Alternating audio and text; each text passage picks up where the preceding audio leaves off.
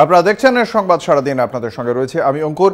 আজ এই যে দীর্ঘ প্রায় 40 দিন হতে চলল এই জুনিয়র ডাক্তাররা তারা যে ধর্ণা কর্মসূচি কর্মবিরতি চালিয়ে যাচ্ছেন, তার মধ্যে গত 10 সেপ্টেম্বর থেকে স্বাস্থ্য ভবনের সামনে তারা অবস্থান বিক্ষোভ চালাচ্ছেন। এই স্বাস্থ্য ভবনের সামনে যে তাদের অবস্থান কর্মসূচি, সেখানকারই শেড এবং সেখানকার যে বিছানা ফ্যান এগুলো রয়েছে, আজ সকালে নাকি তা সরিয়ে দেওয়া হচ্ছে এবং গুজব ছড়ায় যে এই বিষয়ে পুলিশের চাপেই নাকি ডেকোরেটার্সরা তারা সেগুলো সরিয়ে দেন। এবং সেই বিষয়ে কলকাতা টিভির প্রতিনিধি কথা বলেছিলেন জুনিয়র ডাক্তারদের সঙ্গে। সার্বিক কি পরিস্থিতি তুলে ধরেছেন এই প্রতিবেদনে।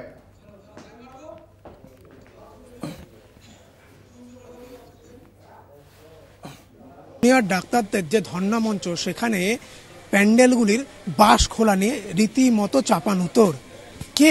কেনই বা বাঁশ খোলার অর্ডার দিলেন এবং এই নিয়ে রীতিমতো কিন্তু আমরা দেখতে পেয়েছি যে টানাপোড়েন এবং জুনিয়র ডক্টরদের তরফ থেকে অবশ্য দাবি করা হয়েছে যে না, ডেকোরেটার্সের তরফ থেকে বলা হয়েছিল এখান থেকে প্যান্ডেলগুলি খুলে অন্য জায়গায় চলে যাবে এবং সেই কারণে একটা মিসআন্ডারস্ট্যান্ডিং হয়েছিল, ভুল বোঝাবুঝি হয়েছিল, কিন্তু কোনো প্যান্ডেলই সেভাবে তারপর থেকে আর খোলা হয়নি এবং তাদের আন্দোলনও চলছে এবং তারা তাদের যে দাবি দাবা সেই নিয়ে তারা এভাবে আন্দোলন চালিয়ে যাবে।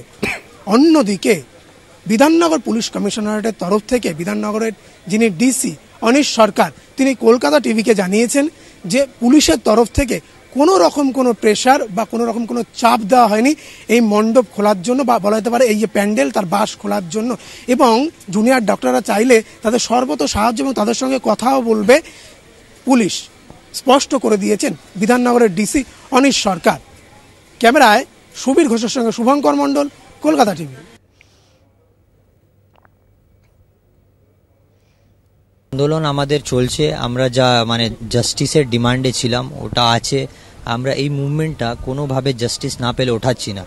এই কথা হচ্ছে যে আমাদের এই অবস্থানটা যেটা আমরা করছি, এটা নিয়ে আমরা কালকে গিয়েছিলাম, চিফ সেক্রেটারি স্যারের সঙ্গে দেখা হয়েছে, কিন্তু আমরা চাইছিলাম যে লিখিতভাবে আমাদের মিনিটসে সই হোক, ওটা হয়নি।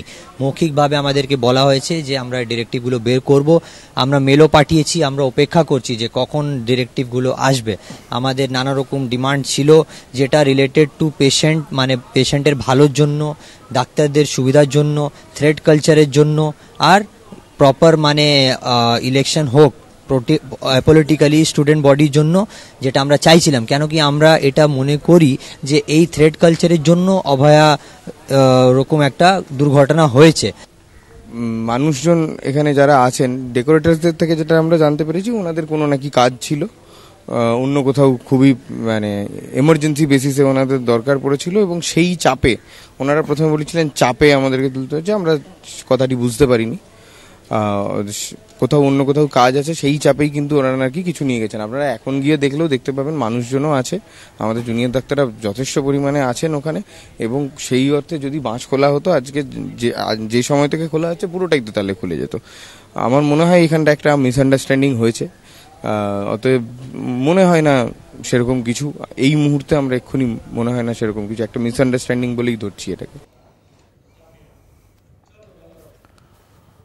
আপনারা শুনলেন আন্দোলনকারী চিকিৎসকদের বক্তব্য। কি বলা হয়েছে এ বিষয়ে বিধাননগর কমিশনারেটের পক্ষ থেকে কি বলেছেন বিধাননগর কমিশনারেটের ডেপুটি কমিশনার, শোনাব। সকালে সোশ্যাল মিডিয়াতে আমরা কিছু পোস্ট দেখেছি যে জুনিয়র ডাক্তারদের এই খানটাতে নাকি পুলিশের তরফ থেকে কিছু ডেকোরেটরদের চাপ দেওয়া হচ্ছে জিনিসপত্র সরিয়ে নিতে। আমি বিধাননগর পুলিশের তরফ থেকে খুব ক্যাটেগরিক্যালি এটা বলে দিতে চাই, বিধাননগর পুলিশ কোনো ডেকোরেটরকে কোনো চাপ দেয়নি এখান থেকে জিনিস সরিয়ে নেওয়ার জন্য। যখন আমরা এই জিনিসটা দেখেছি, আমরা জুনিয়র ডাক্তারদের সাথে কথা বলেছি, ওনারা আমাদের সাথে একমত যে আমরা কিন্তু কারুকে কোনো চাপ দিইনি উঠিয়ে নেওয়ার জন্য। আমি আবার বলতে চাইছি, বিধাননগর পুলিশের তরফ থেকে কোনো ডেকোরেটরকে কোনো চাপ দেওয়া হয়নি কোনো জিনিস উঠিয়ে নেওয়ার জন্য। যদি জুনিয়র ডক্টরদের মনে হয় যে এই সংক্রান্ত ব্যাপারে কোনো সহযোগিতা লাগবে, ওরা আমাদের বলতে পারে, আমরাও সেটা ওনাদেরকে বলেছি।